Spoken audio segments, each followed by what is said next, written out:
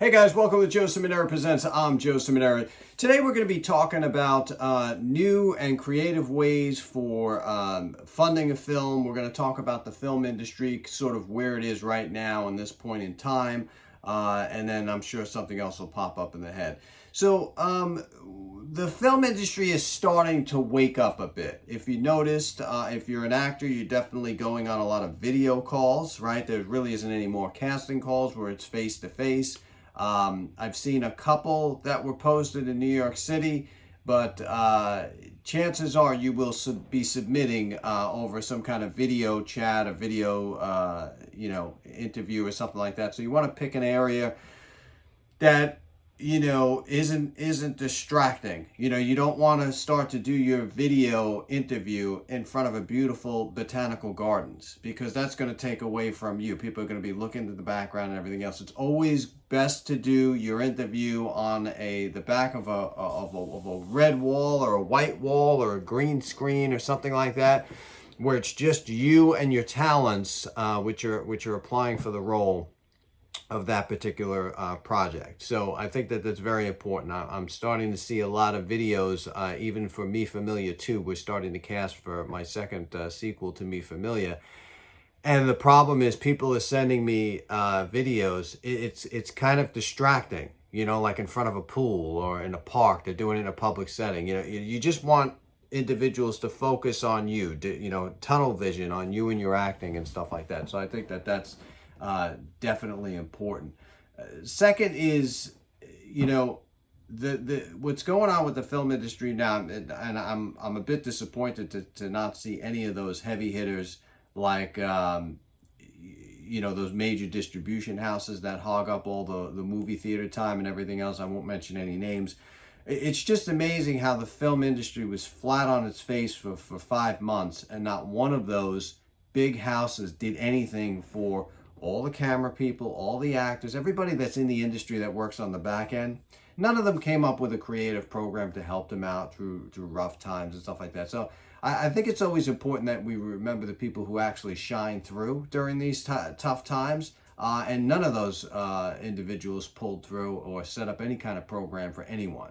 So, and Hollywood is the richest game in town. Everybody knows that. And they couldn't get it together to find something, to give grants, to give something to filmmakers, to keep them afloat. There was no creativity there. There was no help whatsoever. And I think individuals should realize that.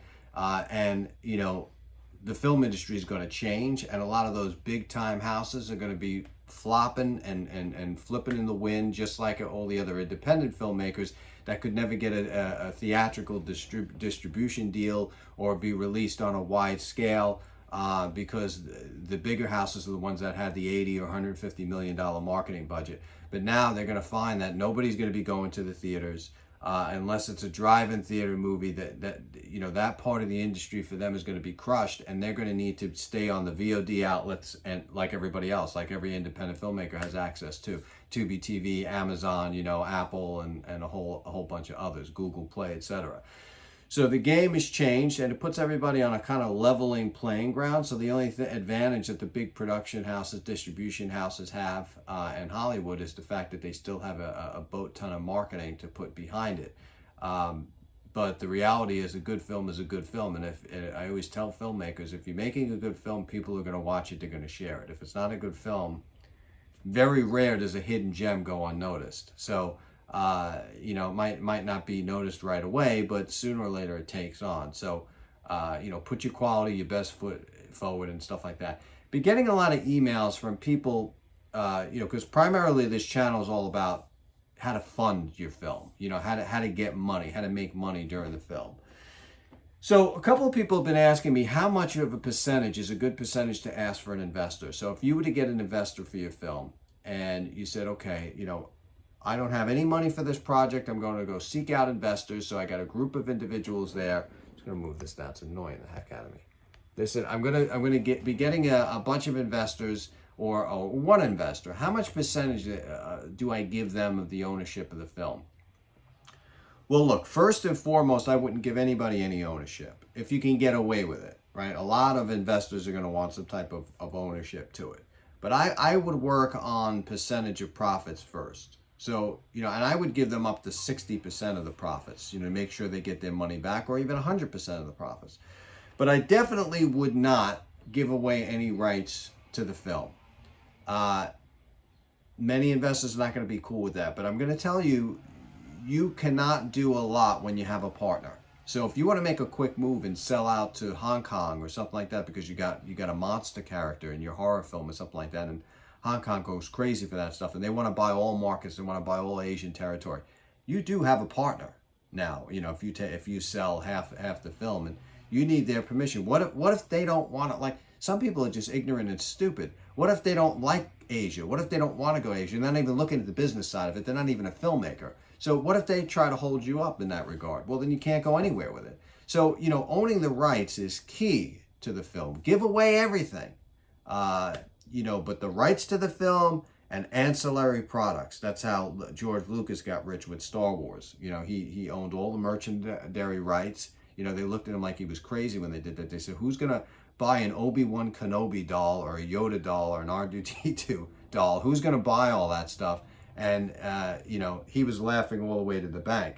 So you want to keep merchandising rights, ancillary rights. You want to keep the just ownership rights to the movie as well, because that's going to be really big down the line if the movie gets popular. Now, look, it's a needle in a haystack at this industry. We all know that. But it's good to know that you're covered in all your bases, so that when something comes down the line that you couldn't foresee, you're with your best foot forward. So, you take 50 grand, you take 100 grand for your movie, put it in the closet. Every single dime that comes back for, in perpetuity, goes back to the investor. Let them get paid first, but try not to sell any percentage of the film to anybody. Okay, so now if you do have to sell a percentage, what do? Well, you never go over 50%, because 50% or going over 50% gives you the least amount of shares in the company, meaning, that whatever they say first rules. You want to give no more than 49% of the company away. And you could split that up to a bunch of individuals. Just make sure that in your agreement it states that no 2 or 3 shareholders could ever buy you out. Because I know that game real well. People start to talk and they say, let's just take the rights away from this guy. He doesn't know how to distribute it. He doesn't know how to make a movie. He doesn't know this. He doesn't know that. Next thing you knew, they're buying you out of your own film that you made. So you have to be very, very careful. When you're taking somebody's money, you always want to try to pay it back, obviously. That's why I never really got involved with too many investors with that. I always seek sponsorship, so it was a straight up commitment right there on the front. But to be owned on the back end is not something I want to get involved in. But if that's the only way that you can make your film and get the money, well, then there's, creative ways. So just remember those couple of things that I said, and you'll do really well, when it comes to dealing with investors. And also put in there at some point, maybe there's a shareholder meeting once a month or once every 2 months. You don't want to get into a situation where this investor has the authority to call you up every 5 minutes, badge you, where's my money, what's going on, You want to give updates. Maybe it's an email update. Once a month you will get a statement, you will get, progress report. That's, so you don't got to deal with people because they can consume you. And the $50,000 to $100,000 for a pain in the ass investor is not worth it, believe me. They will hound you down. They will bring down your energy, and you don't need that. You got to stay up, perky, and have a positive attitude. Thanks for watching this video. Please like, subscribe, and comment if you want me to continue to giving this free advice out there in the internet. Go and make that movie. Lights, camera, action.